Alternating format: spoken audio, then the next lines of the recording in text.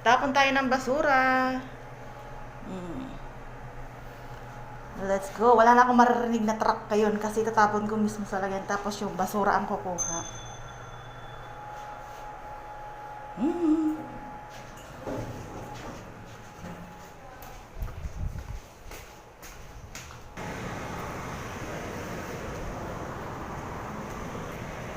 Ito yung daan papunta sa basurahan.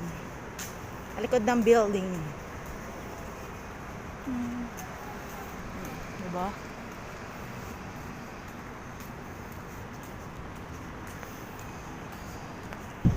Yan, malapit na tayo. Doon, tapunan. Ito na ang tapunan.